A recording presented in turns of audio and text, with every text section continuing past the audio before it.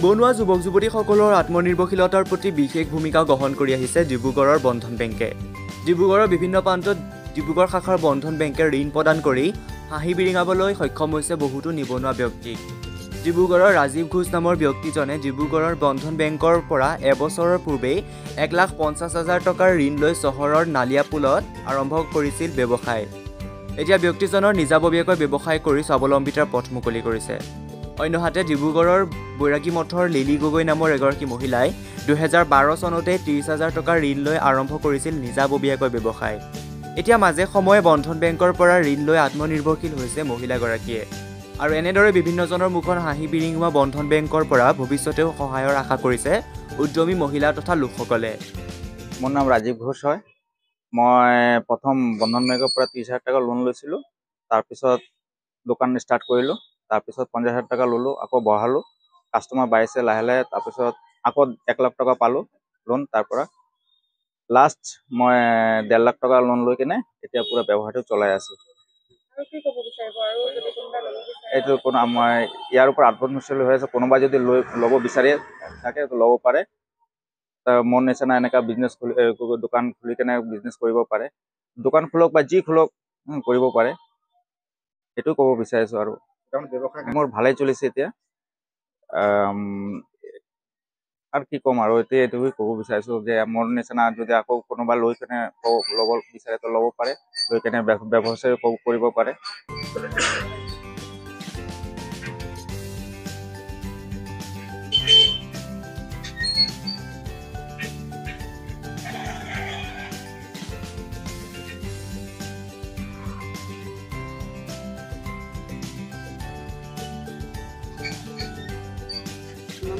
গগৈ প্ৰথমৰ পৰা 12 চনৰ পৰা লৈ আছোঁ। 12 চনৰ পৰা 30,000 পৰা সেনেকৈ 80,000 এনেকৈ 70-80কৈ সেনেকৈ লৈ গৈ আছোঁ। 80,000 এতিয়া লৈ আছোঁ।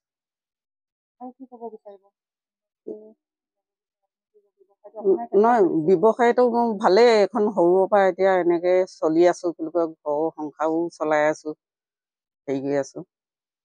এতিয়া কি বুলি কয় এইখনে আৰু ৰাইজে কোনোবাই যদি ল'ম বুলি ক'লেও বুলি কয় এনেকৈ ভালকৈ নিজৰ ন্যায়মতে চলাই গ'লে নিজৰ কাৰণে ভাল। আৰু নিজৰ হেৰিয়ত এইবোৰ পইচা